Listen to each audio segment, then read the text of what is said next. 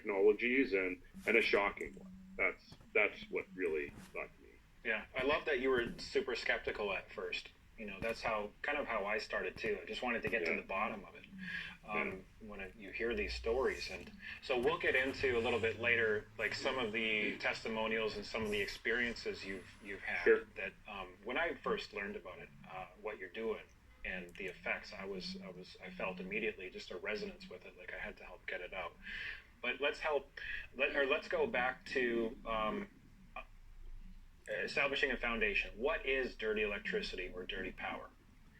Okay, dirty power and dirty electricity has a lot of different names, but in reality, dirty power consists of line voltage transients. Transients are the root cause of dirty power.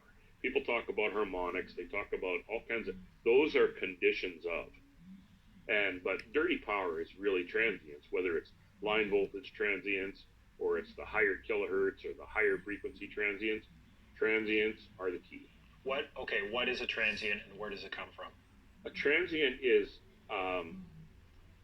anything that impedes the flow of the normal sine wave flow. Sine wave is our energy, voltage. Now, it's a spike. A transient, in reality, is a spike. And the spike is made or induced from anything that switches, whether it's a light switch, a motor starting and stopping, contacts up and down that are turning on, turning off. What you're doing is you're breaking and starting and breaking the power so that it causes these spikes. Now, these spikes can be very small. They can be from a few volts up to thousands of volts or amps.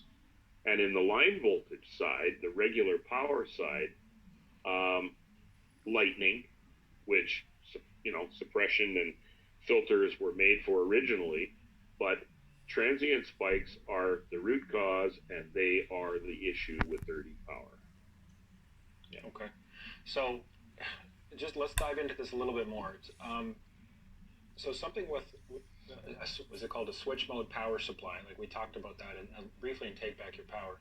Does everything that converts AC to DC or vice versa have a switch mode power supply? And is that essentially the thing that chops the sine wave that creates the spikes that ride on the 60 hertz or 50 hertz in other parts of the world on that cycle?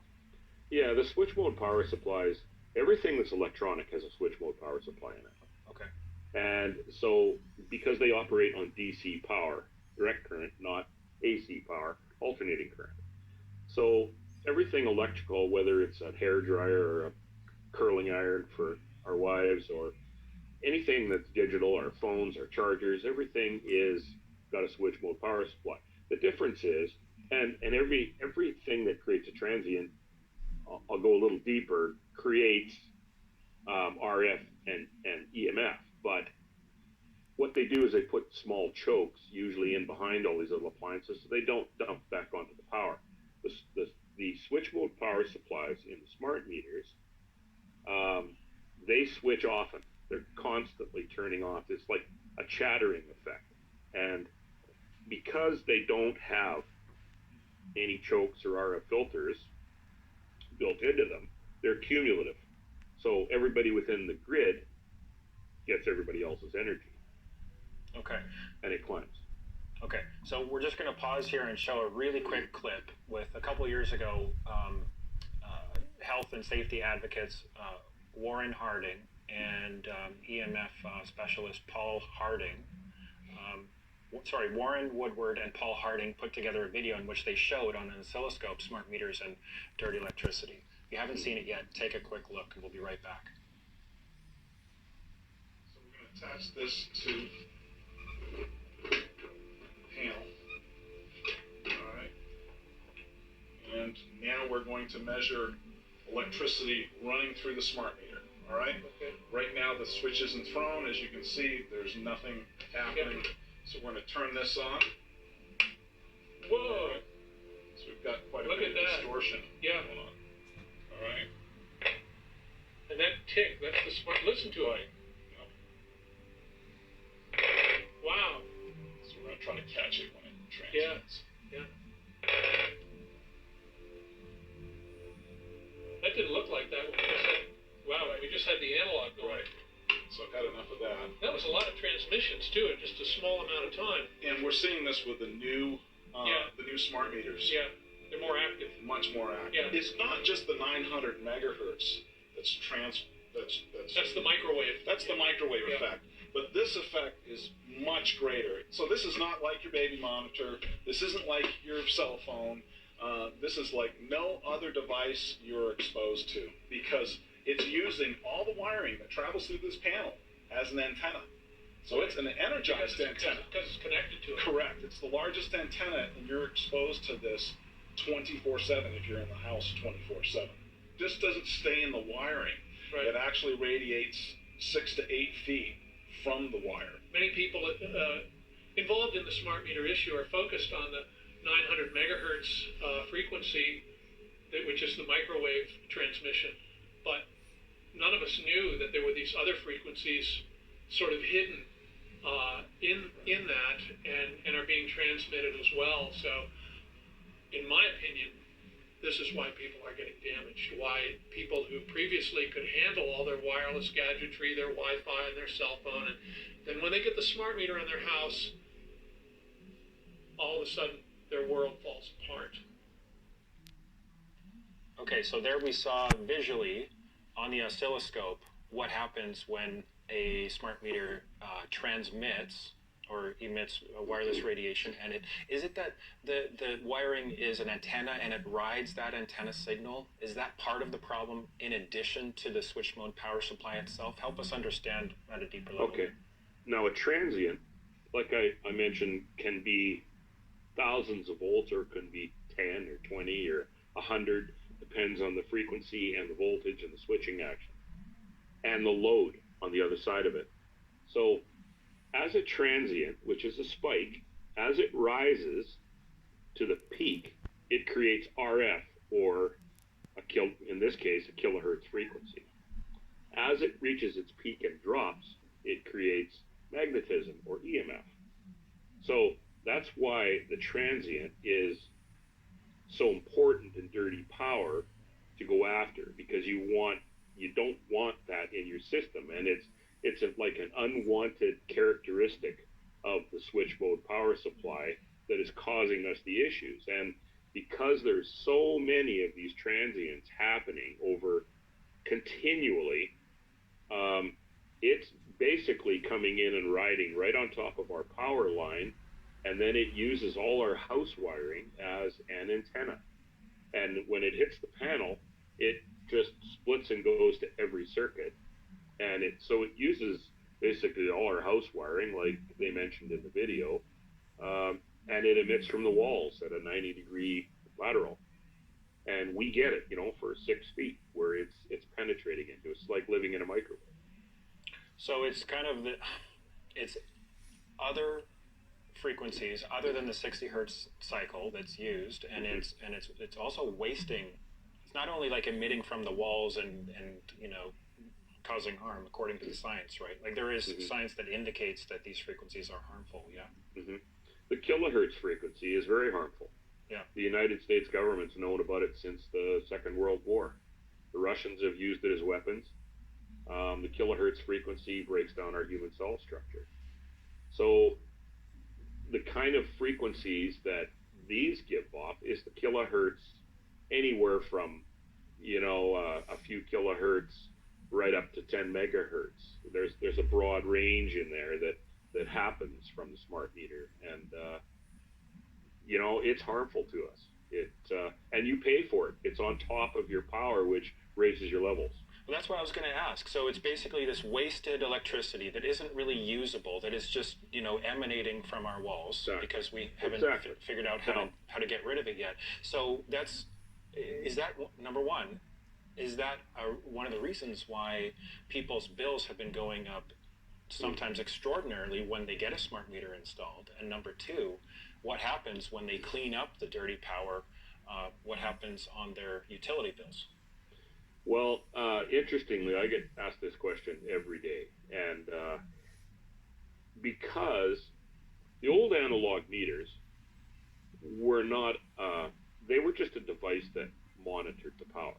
They basically, everybody had 5 little dials on there, and they knew that the faster those dials spun, then they were in for a big bill. But their voltage levels were fixed. They were fixed at 120 volts RMS of the sine wave, and they had to adjust their billings accordingly. Like they couldn't charge when they were calculating the kilowatt hours. They couldn't charge for anything more than 120 volts RMS. Now the top of the sine wave is actually 173 volts. So is the bottom of it. So in essence, it's the root mean square. It's like an averaging value of the sine wave.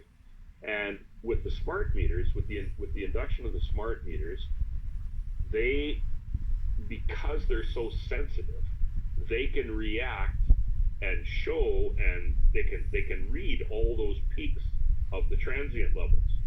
So those transient levels could be 400 or 500 volts if you've got, maybe your neighbor's a welder next door, or maybe you've got a lot of air conditioning in your house, your compressors are starting and stopping. So you're going to have very high peaks, transient peaks on your sine wave, and accordingly, Hydro can now, or any power provider can read the tips of those peaks. They're no longer held to 120 volts anymore. They could be charged at 250 or 350 volts times the amps they use, and they calculate your bill that way. So you're paying more. So utilities force smart meters on people, which not only increases the problem of dirty electricity, along with the other infrastructure that, outside of the home that comes in and adds to that dirty electricity, but it begins to charge for that dirty electricity or dirty power, even though it's not usable. Well, they used to have to go to utility commissions to get a 1 or a 2% raise hike on their rates. They don't have to worry about that anymore. They get it automatically with the smart meter. Okay. So Terry, tell us more about the RF, the radio frequency, and the EMF caused by the smart meter. Okay, like I had mentioned earlier with the transient spikes at RF on the climb and the EMF on the decline. Now, my experience on testing is that the strength of the RF in particular, the kilohertz frequency, will climb throughout the day. It can range anywhere from in volts. It can range anywhere from, on average, early in the morning when everybody's power systems aren't active, everybody's getting up, getting ready to go to school. It'll go anywhere from, say, 2 to 5 volts peak to peak on the sine wave.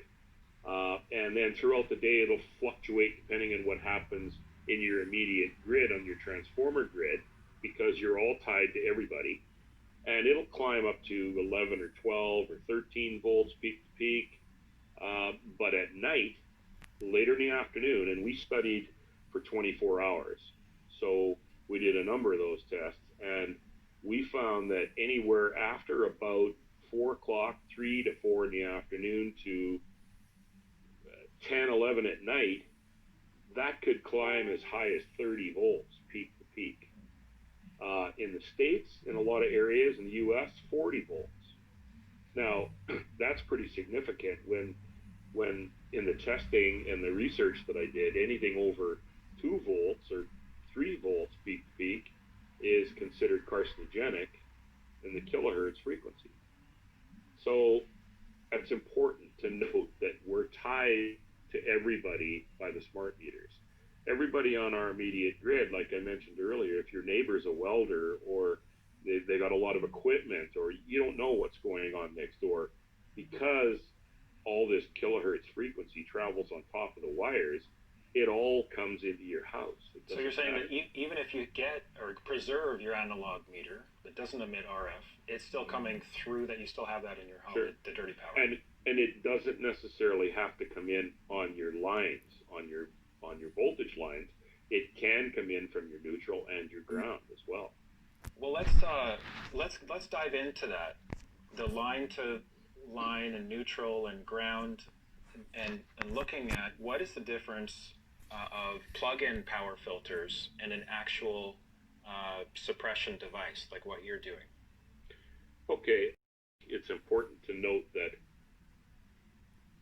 in an average house we have two legs of power, which they call legs of power, or two different wires coming into our house that have 120 volt power on them. And then we have a neutral leg and we have a ground wire. So there's always excess current when we utilize something that it turns to amperage and we use that power. There's always a little bit of trickle that's not used, and the intent was it was supposed to go back to our neutral wire, which went back up the pole to the transformer and tied to all the common neutral wires and went back to the power provider. Well, that's been grossly undersized for many, many, many years. And the power providers, they changed the codes, and because the neutral and the ground bars within our panels used to be segregated so that the neutral could carry out and the ground was always grounded to a ground rod or a plate. Well, because they're overloaded, they basically bonded the neutral and the ground within the panels, and that's why we have so much ground current now outside. And some people more than others, and if somebody has old houses, the grounding wasn't done properly, maybe they put a ground to a water line or a gas line, and then maybe 10 years ago it got changed from the city, and then they went to plastic, so they really don't have a ground. These are all issues that if people have electrosensitivities or they have issues in their house, they really should get a qualified electrician. And I tell people all the time that you need to really go through your electrical systems if you have problems to make sure that your bonding and your grounding is done properly. Because no matter what kind of filter or suppression unit you use, it won't do much good if you don't have proper grounding and bonding done at the house level. Now, So Sam Milham, who wrote the book on dirty electricity, he has said that he's measured before and after where so-called smart meters go in. The ground voltage wherever they're installed increases measurably. That seems to line up with what you're saying, right? And so everybody, we have plug-in filters, we have filters that whether they're small units. You have to differentiate the difference between suppression units and plug-in filters.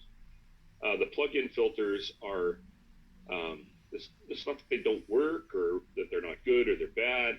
They just, they have limitations to them as to their capabilities as far as the whole frequency spectrum that you need to basically protect that we're getting from the smart meter. Typically, the smaller ones, I could be wrong, but they usually stop around 100 kilohertz, and there's quite a bit of activity beyond the 100 kilohertz, right up to the megahertz.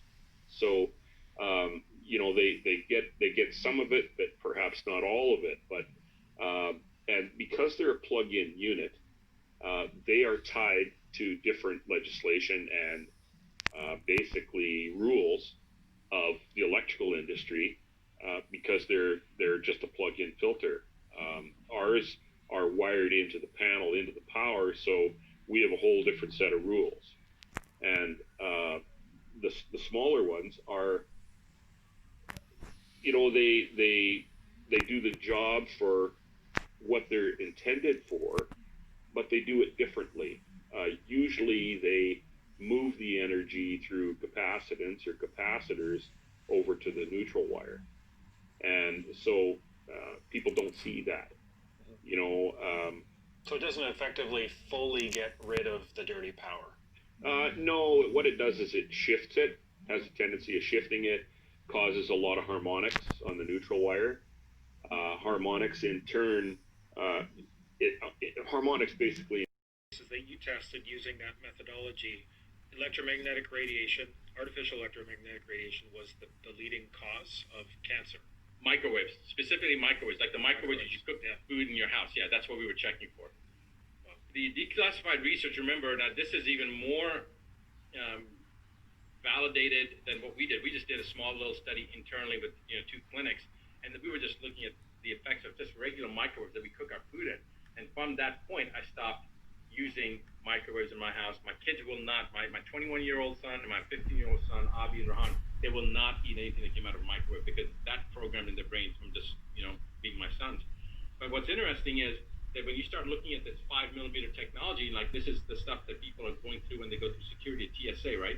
And how many people have been told by those TSA people, oh, this is totally safe, oh, no, you have to worry about this. Now, I can't tell you how happy I was when I first came across some of this research on 5-millimeter, especially the declassified Russian documents, because I have never gone through one of those scanners, and my kids have never gone through those scanners, and I have actually, believe it or not, Josh, missed 2 flights because I had to wait for the pat down.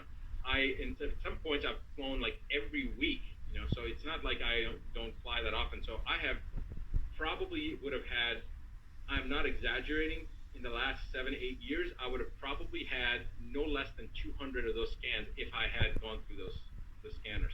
I mean, I just want to jump in there because you mentioned 5-millimeter waves specifically. Now, I want to highlight that because that's a very important point, right? So 5-millimeter waves equals 60 gigahertz frequency. Right now, as many know, there's a huge question mark in terms of what happens with oxygen, atmospheric, and in the body, what happens with hemoglobin, what happens at 60 gigahertz, which has been deregulated, which has been unlicensed essentially by the FCC and other governing agencies between 58 and 64 gigahertz. I'm just highlighting this because this is such a critical focus right now. And this study, that compilation of Russian studies, I believe there's 6 or 7 within that, what you're going to share with us, that deals specifically with 5 millimeters, which is exactly 60 gigahertz. It actually says 5 to 8 millimeters, so it's a 37 to 60 gigahertz. So that's the upper spectrum, right? The upper component of 5G, the millimeter wave spectrum. And it, you and I were talking about this before. It deals with effects at the exact threshold, the so-called safety limit that the FCC, Health Canada, IGNERP, and other agencies are telling us is the delineating point between unsafe and so-called safe. Right. So this is highly relevant. Let's please tell us about what this says. So just to further add to what you just said before going into the actual specifics, so part of the range that we're talking about is that range that you said is unregulated, but part of that is in the lower part of it, so that 5 millimeter to 8 millimeter, it overlaps into the part that is, I don't know, what's the term that you use, unregulated or? Yeah, it's unlicensed. Unlicensed, right. So the stuff that we're going to be talking about, some of this stuff, okay, now it's, this is 2020 we're talking about right now, so we're talking 43-year-old research. Some of this stuff was published in 1977. In fact, the naval stuff that you mentioned earlier, that goes all the way back to 1971. So we're looking at 1 year less than 50 years. 49 years ago, this information was known.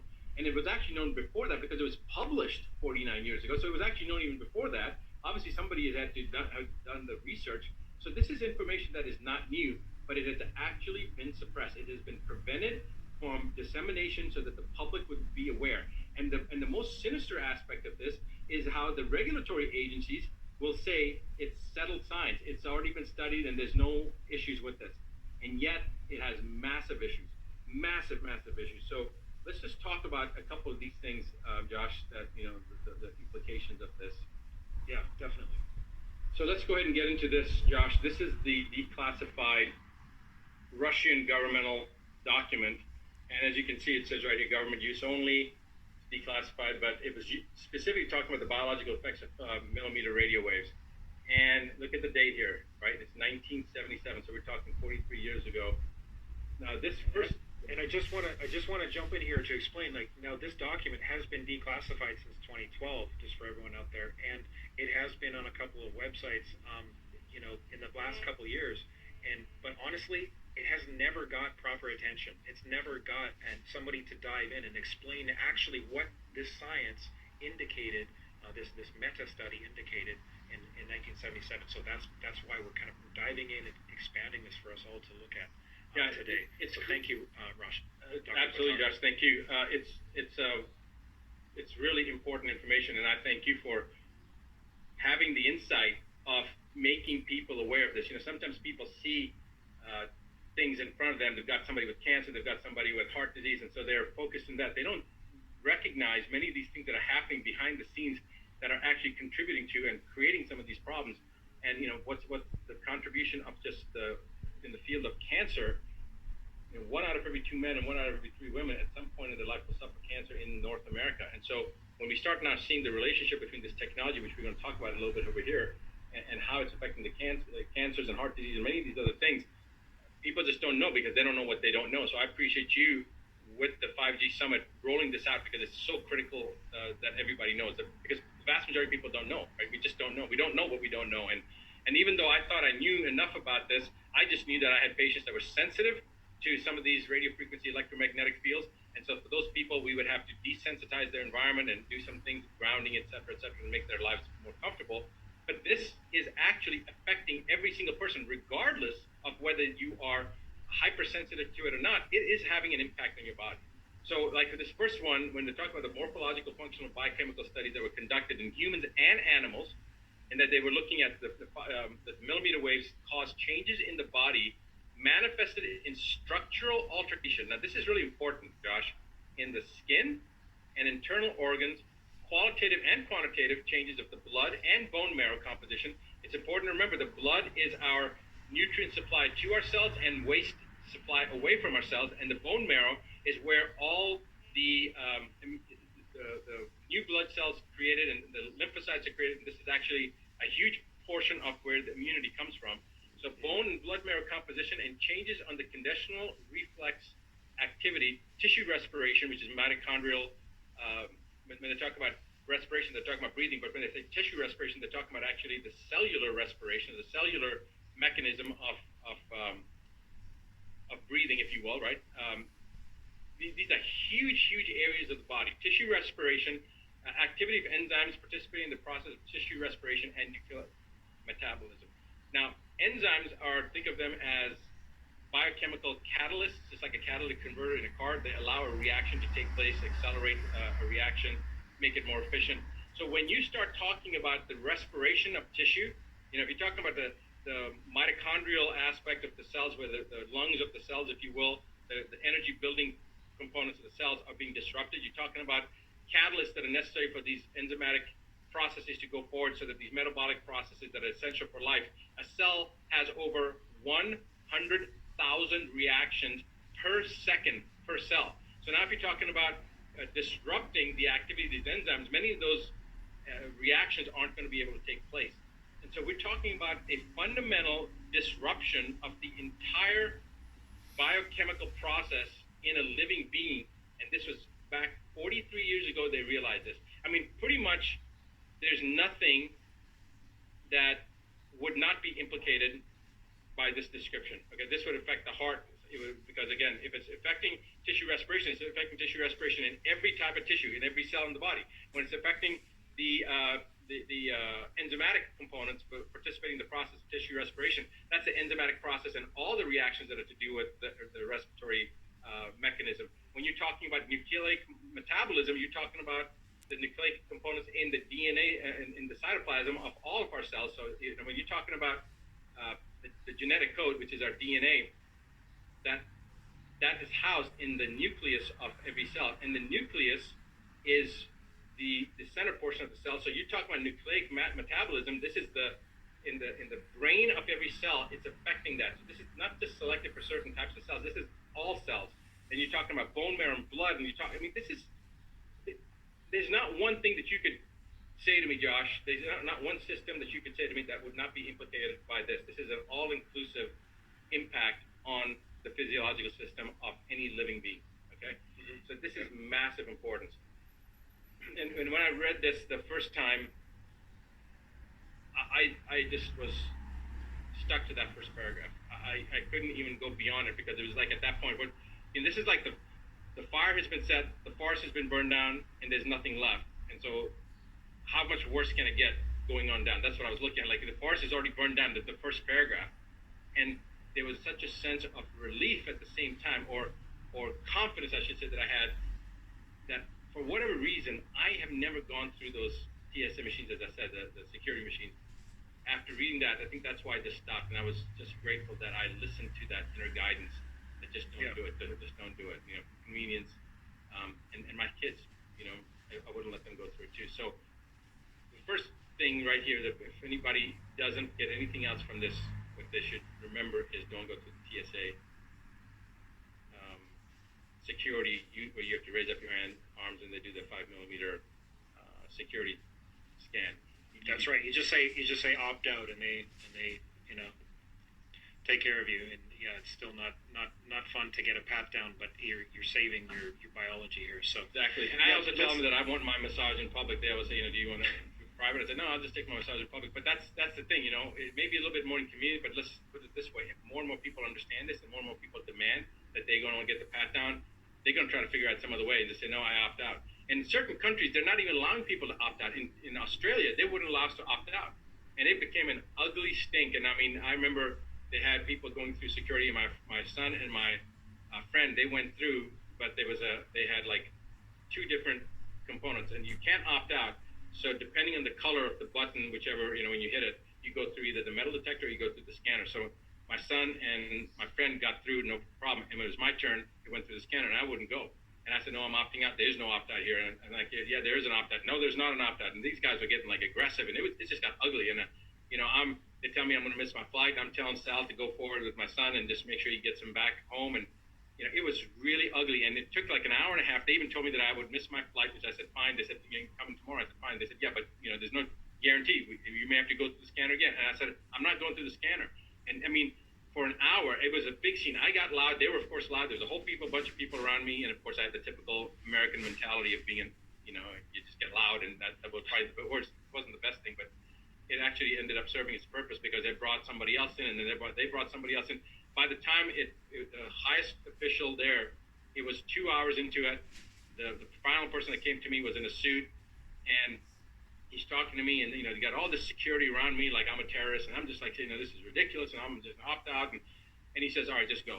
So I'm like, okay, you know, where do I go for pat down? He's like, man, just go. And I'm like, what do you mean? He was like, you could tell he's like, just get the hell out of my freaking airport, go back to wherever the hell you came from, get out of my country, so you're not a pain. They didn't even search my bags, they didn't even do a pat down, they didn't do anything. And I was like, so you made this big freaking stink, and now you just let me go right through because they just simply didn't want to deal with it. And that's what you have to become belligerent to that point, because if you don't, your body's going to pay the price. Yeah. What is that? There's a legal maxim that says the law favors the vigilant over those who sleep on their rights. Yeah. The constant price of freedom is the eternal price of freedom is constant vigilance. Yeah, I've heard that one too. Excellent. Okay, let's dive into this. What specifics does this meta report say? All right, so they go into talking about the radio waves of different ranges that have certain unfavorable influences on the living organism, and then they kind of describe some of this, but they're the effective component of the radio waves, and they're looking at between the decimeter and the centimeter range. This is like kilometer, decimeter, centimeter, and millimeter ranges. Okay, so they were looking at the decimeter and the centimeter ranges, at least of changes in the function of the nervous system, the cardiovascular system, systems of the organisms with the development of characteristic complex of symptoms which permit speaking of a special, and this is a very interesting term, nosological form of disease of radio waves. Now that term, it was very interesting because one of my friends sent me the actual definition of that term. The nosological form of disease, the description that makes up what those symptoms are, that term has been taken out of the DSM criteria for coding in healthcare issues. So this was specifically looking at the 5 to 8 millimeter range when we're talking about it. They weren't talking about the centimeter, the decimeter range. They were specifically looking at the 5 to 8 millimeter range, which you alluded to earlier, Josh. And the flow intensity, the density of this was 1 milliwatt per centimeter squared. Now that just to jump in and reiterate, 5 to 8 millimeters is approximately 37 or 38 gigahertz to 60 gigahertz. There's a direct relationship there between the specific wavelength and the specific frequency. So that encompasses much of the upper the upper frequency spectrum of 5G. Correct. So 5G is essentially 3G plus 4G plus this whole other layer of high frequency millimeter wave spectrum. This is all going to be explained in more detail within the summit. This is just a really powerful overview, and that, where it says 1 milliwatt per centimeter squared, again, that is the precise threshold of supposed safety from our governing agencies. So please, Dr. Buttar, continue. And so just to even add on to a little bit more, Josh, and I don't know whether we're going to cover this or not, but when you talked about 37 gigahertz to 60 gigahertz, it's important to remember what 1 gigahertz is. 1 gigahertz is 1 billion hertz. 1 billion hertz. And so the frame of reference for that is like our phones and the cancers that they saw, which were adrenal cancers, neurological cancers, cardiac cancers. Cardiac cancers are very rare. This is in the rat model that they started seeing these things at all sorts of neurological implications starting at 1.8 gigahertz. So we're talking, and that's 4G. That's 4G. Right. And that's this is way higher than what we're talking about. Now this was also looking at the duration of the exposure was 60 days of exposure at 15 minutes per day exposure. Now when somebody's going through the airport, I've actually heard somebody contest this and say, well, you're only in there for maybe 30 seconds because you're standing there with your arms up and it goes around you, it comes back 30 seconds. But here's a question. If we know that 15 minutes every day in 60 days causes this mass, it's like saying, how much of a poison is the poison, right? When somebody says, well, this is a massive fire, but this is just a little spark. What is that? A little spark that caused that fire to cause that mass destruction. We just don't know. And to say, well, that's 15 minutes of exposure for 60 days, that's different than getting 30-second exposure once every 2 weeks when you fly. Yeah, I don't want any poison. That's the way I look at it. And Martin Pall, in his talks within the summit, explains specifically in great detail. He's one of the foremost experts on this and on the differences in pulsation and the bioeffects from pulsations, from different waveforms, from different frequencies and different exposure lengths. And he actually, Dr. Buttar, Dr. Martin Pall's two-part interview is really profound. He breaks down 8 or I believe 9 different ways how and why the FCC standards are obsolete and ineffective. Information that we all need to know. We need to bring this into our actions and our lawsuits, and starting with our awareness, which is what we're doing in the summit. So please continue. Yeah, absolutely. So when they started looking at the various disorders that they saw in these experimental animals, they saw that this energy field was primarily absorbed by the skin. And they do acknowledge that it's a weak penetrating ability. So that's one of the things I've also heard when you're talking to people when I say that I'm going to opt out, and they say, well, it's totally safe. It's very superficial. It's interesting that the TSA people know that it's very superficial. They'll point that out. Well, it is superficial as far as the absorption, but the implications of it are far greater, right? So they were looking at, essentially, they looked at this deformation of the receptor apparatus and well-expressed changes in the reactive character that were noted in these organisms, in these animal models.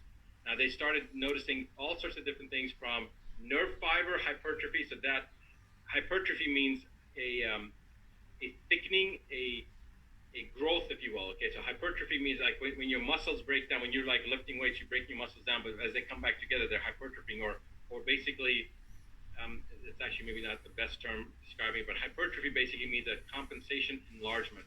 So when somebody gets left ventricular hypertrophy of their heart, they end up getting high blood pressure and they end up having congestive heart failure. So there's hypertrophy basically means an overcompensation where the tissue just gets thicker and stronger and bigger, but it's abnormal. It's not supposed to be like that. So it's a compensatory type response. So they noticed these compensatory type responses in the nerve fibers that basically became bigger and thicker, trying to compensate.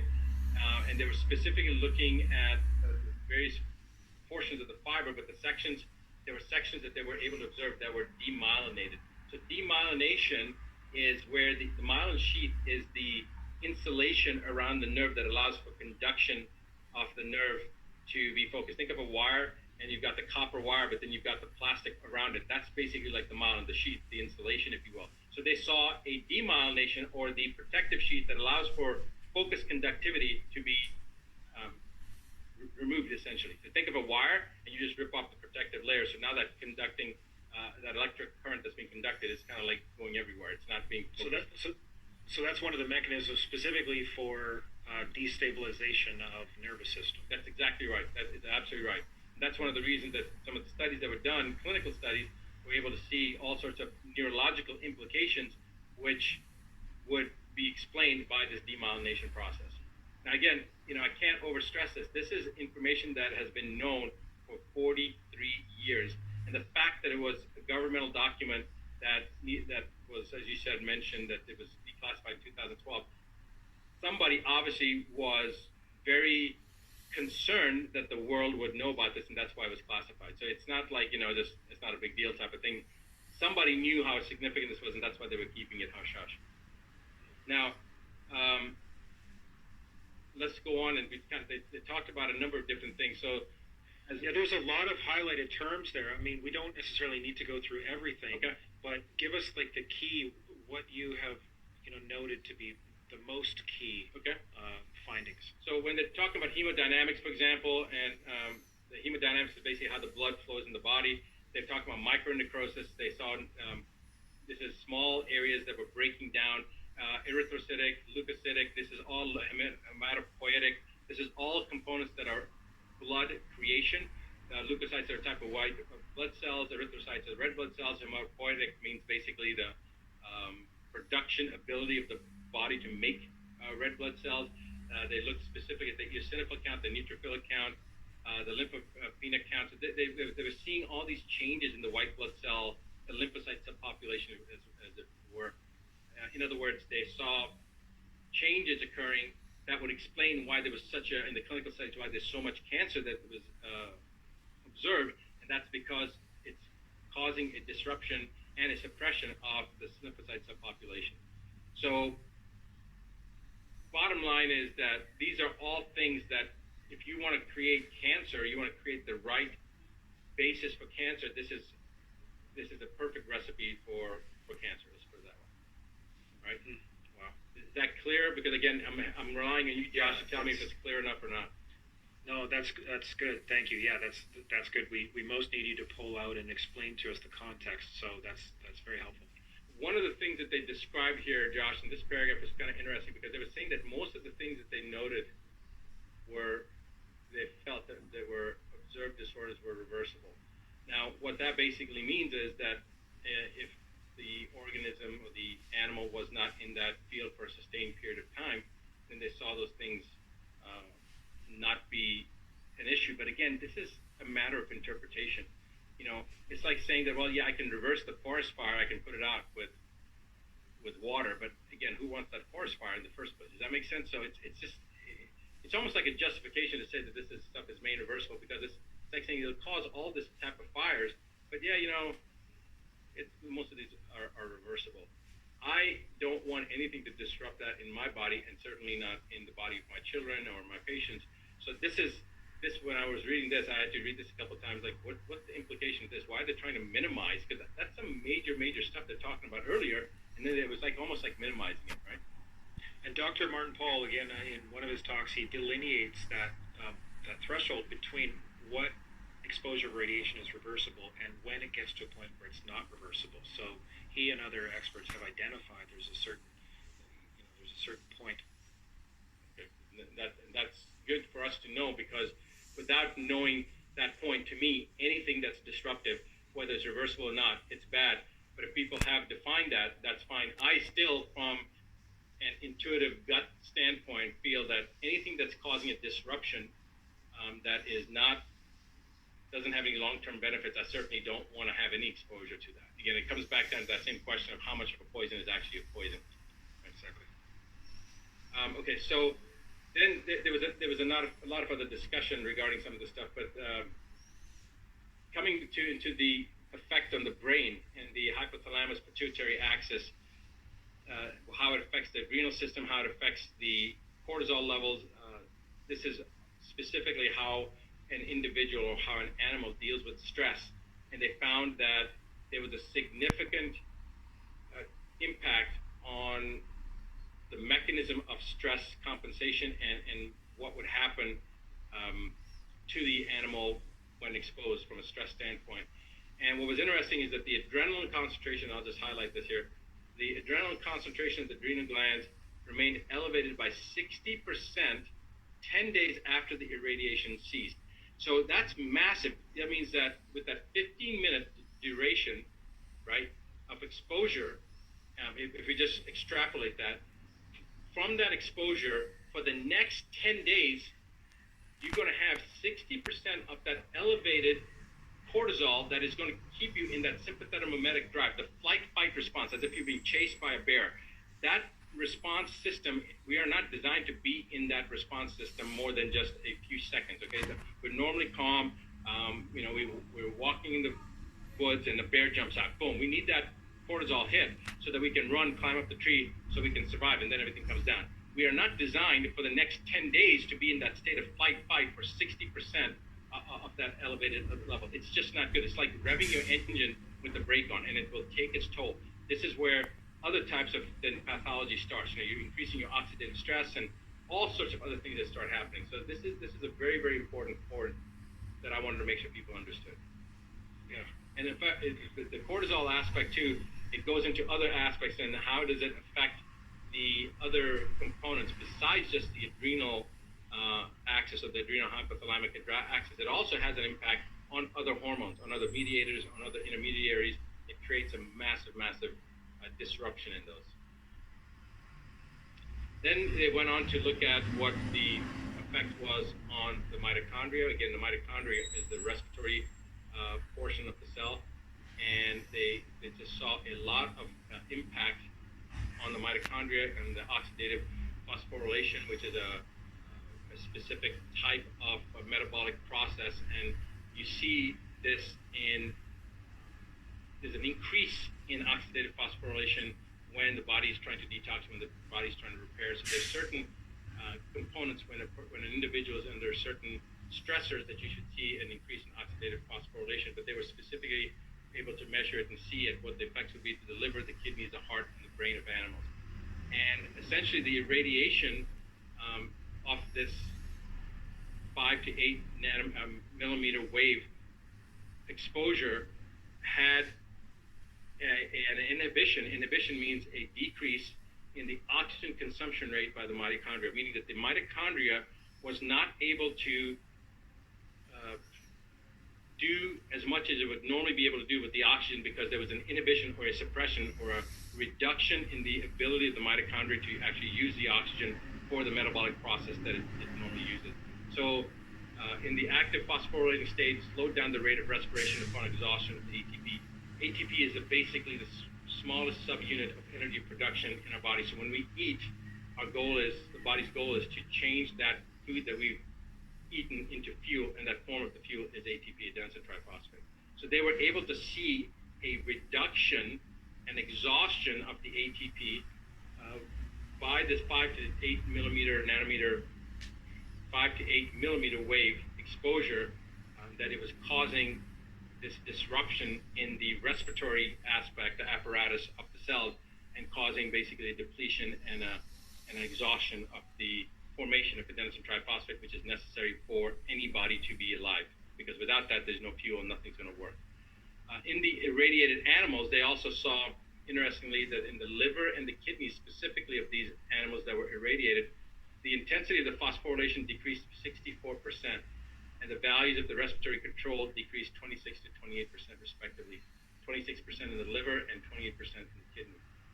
And it seems to me that's hugely significant. I mean, those are huge numbers, are they not? It's massive. The numbers are massive in themselves, but then, Josh, looking at this from a health standpoint, the liver and the kidney are two of the 4 primary organs of detoxification in the body. So you've got the gut, you've got the skin, you've got the liver and the kidney. And so you're probably familiar with the head map that we have on advanced medicine. We're actually assessing the functionality of the liver, the kidneys, the gastrointestinal system, and the skin. And then we look at a couple of other parameters too, including systemic pH and the effects of the stress on the adrenal system. And you notice that all this 5 to 8 millimeter wave is affecting all those organs of detoxification. We didn't specifically talk about the gut and the skin, but said that it absorbs superficially in the skin, and we touched on this a little bit based upon the global implications of this 5 to 8 millimeter wave technology on the entire system when we talk about bone and all those other aspects, histological aspects. But looking at specifically the liver and the kidneys, these are 2 of the 4 primary organs of detoxification. So the numbers are big, one. But then the organ systems that it's impacting is also the most crucial ones. Remember, the kidney and the liver, that's like the oil filter and the fuel filter of the body, right? How long do you think that a car is going to work without having oil in the engine? And this is like the oil filter. It's filtering the kidneys and it's filtering the liver. And if it's not being filtered right, people are going to shut down. So this is huge. It's not only the load. In fact, to me, the most significant thing is the liver and the kidney, and then impacting the liver and kidney by this much, it's. When systems are thrown this far out of whack, I don't even know how they could survive. What does that do to like our energy levels, our day-to-day energy levels, and is there a direct correlation there you can speak of? Absolutely, that's what cancer starts. You're actually no longer living; you're just existing. You're basically just surviving because the energy system is just not functional anymore. It's not. When you say how is it impacting it, it's like having a light with the power cord that's plugged into the wall, and then you pull the power cord. So your question would be, what are the implications if you pull the power cord out of the wall? Well, there's going to be no more light. So, in other words, like when systems are that interfered with, does the body compensate by like directing its energy to try to correct the imbalance, and then there's not enough energy left over to have the enjoyment in the body and the experience and the ability to do what one used to do? Is that along the same lines as how you would see it, or is that a different understanding or not accurate? Well, I think it's a good understanding, but it's a superficial component because you're talking about the ability of the body to be able to do what it's doing, and like taking the energy out of the body and then the body being depleted and you're not having enough energy. I'm saying it's like literally taking the life force out. Okay, or think about. Better accurate statement would be like a balloon with a small leak. You're seeing it just starting to, compress. Like that. It's not going real fast, but it's a slow, insidious leak, and the volume is just contracting, and soon that balloon is just going to be flat, and that would be a good way of looking at it. Okay, thanks. Let's see. Now, they also talked about the electron transport chain. This is another part of the metabolic cycle that we're talking about in the how the body works in the cellular metabolism. There was an express hypothesis that they had a theory that they had come up with essentially, which was confirmed by the results of the activity of the enzymes and how the tissue was basically the respiration of the tissue.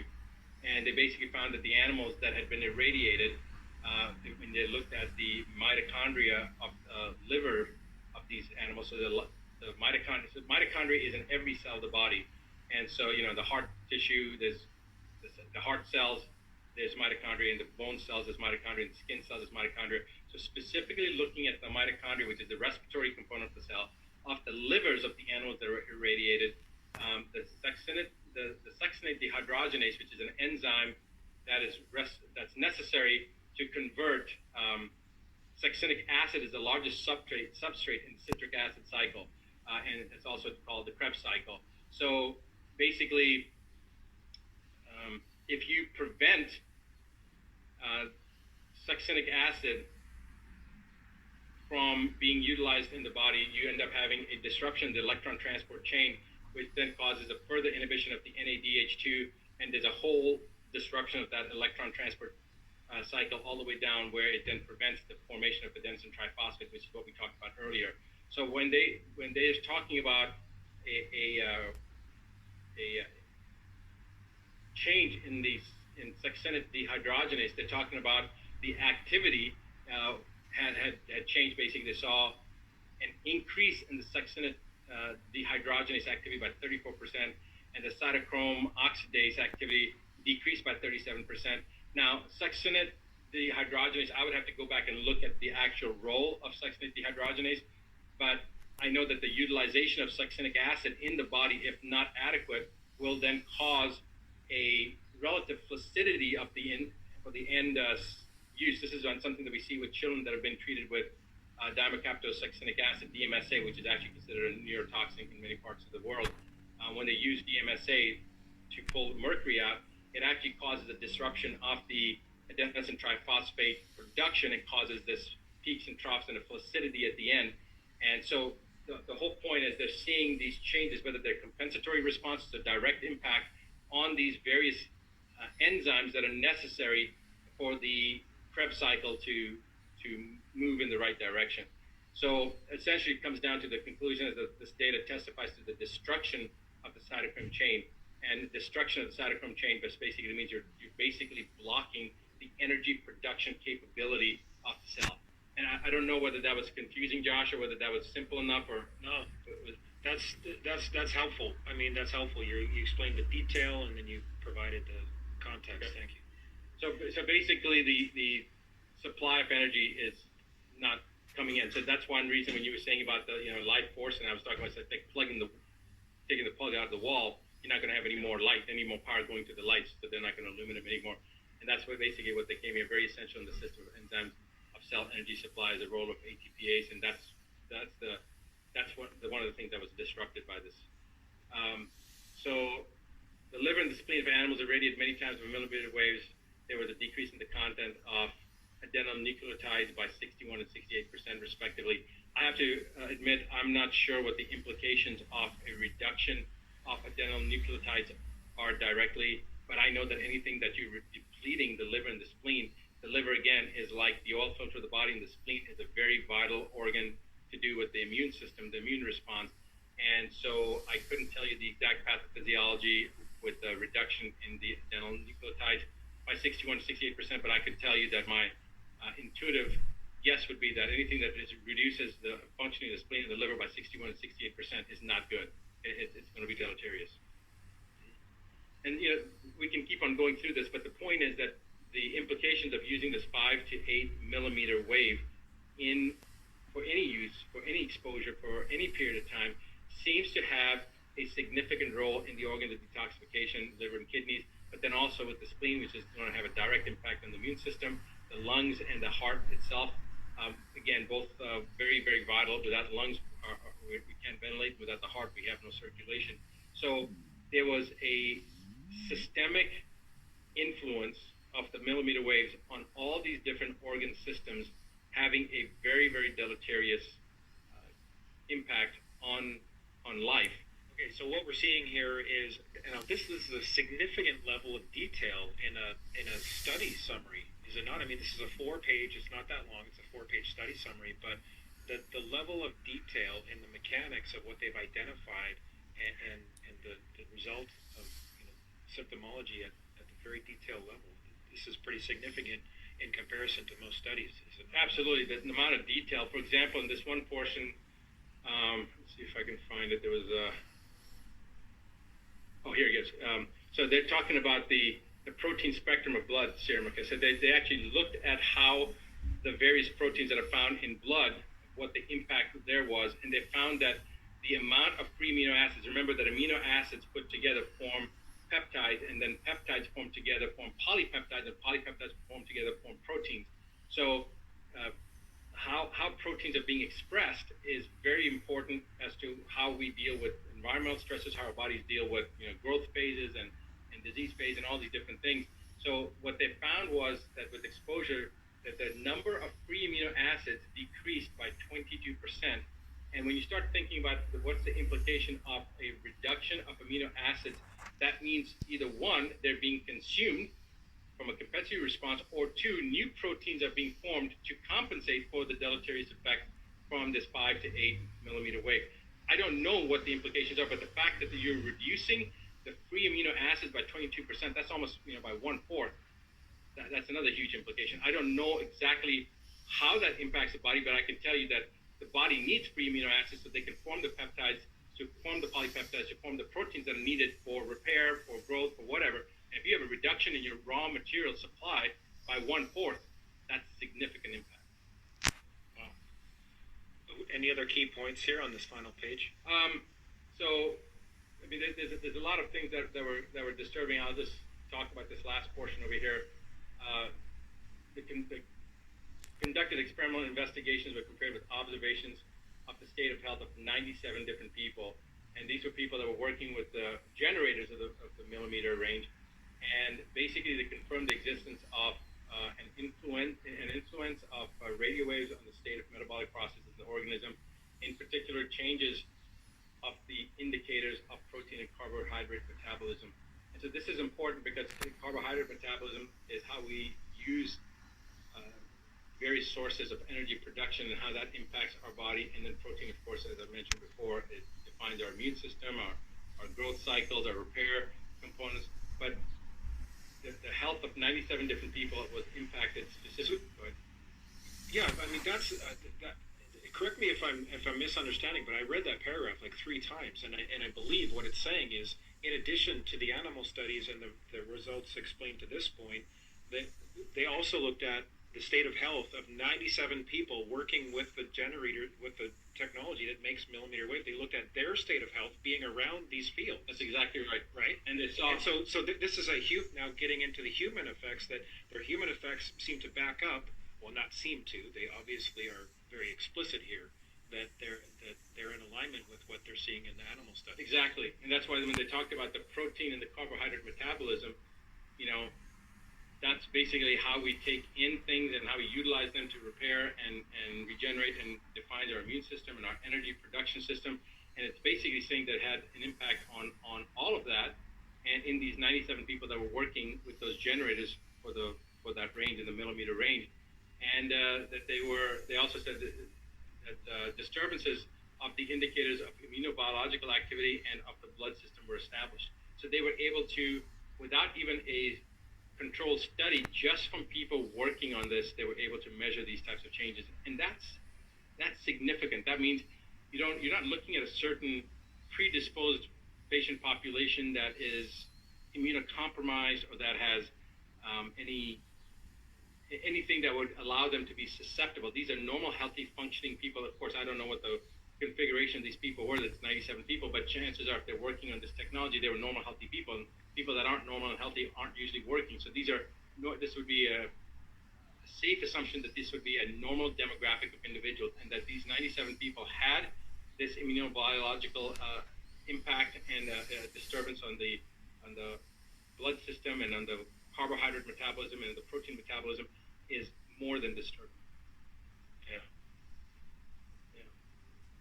So anyway, the conclusion was high biological activity and an unfavorable influence of millimeter radio waves on the organism. That was what their conclusion was, and basically that the expressiveness of the biological reactions increased with increase of the period of irradiation and depended on individual characteristics of the organism, meaning, again, as we said, the predisposition, the susceptibility, the current state of health of those individuals. But the worse that was, then the more impact it had. And then, of course, they were only looking at 15-minute exposure every day. What is the implication of being in this type of an energetic field on a sustained level? And if at 15 minutes for 60 days you're going to have this, just imagine if we blanket planet Earth with this type of technology, what we're going to be doing. And this is not new information, Josh. That's the most alarming part. This has been suppressed and hidden for 43 years. It only came to light 8 years ago. And we're talking about literally annihilating the population. I mean, if this COVID-19 illusion that they're creating, with the mandated vaccines, that's going to kill a lot of people. If that doesn't do it, with this and that, I mean, human species, we're done. Game over. Better luck next time. Yeah, it makes you, makes you think and help to piece the puzzle, pieces together. But when you consider, okay, if there is an agenda to harm humanity to an egregious level, it makes sense, doesn't it, that they would seek to classify this information, to withhold this until, it's kind of like generally perhaps considered accepted technology. People have widely accepted cell phones. They've already done 4G by the year 2012, right? And they're planning 5G. And people are, and then they want to release it because what? Then it gets into that higher principle that seems to be at play here, Dr. Buttar, with having to disclose plans, disclose the agenda, so that they get our tacit agreement, our tacit acceptance, our we knew about it and we didn't take the appropriate action to stop it. So it seems to me, and I've been doing this for 8 or 9 years, activism on the EMF side. But looking at the big picture, it sure seems to me, Dr. Buttar, that they want to get our tacit acceptance, and that they have to telegraph, these globalist agendists have to telegraph what they're doing, because if they don't, then somehow their matrix, their charade, can no longer be supported to continue. And they can no longer have, like, if it's not disclosed to a certain level, they can no longer make that accusation that we're just going along with Right. it. Right. This, So our this lack idea of removing our consent. yeah, our lack of protesting is implied consent. You're exactly right. So that's why, you and I did just a couple weeks ago, we came together, and you sent me a message 2 weeks ago, and you said, Josh, this HR 6666, which everyone's hearing about, we need an action on that. So we created this notice of non-consent. We've had more than 60,000 people, Americans, send it in to their elected reps, and we did that. Perhaps we could just stop screen sharing here, if you could, and then let's have a conversation about this, because I think this is very, very relevant. We were able to reach more than 30,000 elected reps, individual elected reps, with those emails and those notices of non-consent. That's just getting started. So we'll put a link, and we'll let people know where they can sign that, but and send that to their reps. But this idea of removing our consent, right, and we're getting back to the unalienable rights recognized in the Constitution of the United States of America and of other nations, as well as founding documents that carved out this intention for life, liberty, and the pursuit of happiness. As we kind of move towards the end of this conversation, which has been amazing, so talk to us, what's your perspective about this this whole consent issue with regards to both 5G and this agenda that's really rolling forward? I think that we have to stand up. If we don't do anything, if we don't say anything, then there is that implied consent, and failure for us to take action is basically telling them it's okay. And I think that some people that say this is the end of times, and this is how God wants it, to me, it's God helps those who only help. God only helps those who help themselves, right? So we are being made aware of this. We need to take action. And I don't really care what people's rhetoric, belief, thought processes are regarding this. To me, whether or not somebody takes action or not is irrelevant.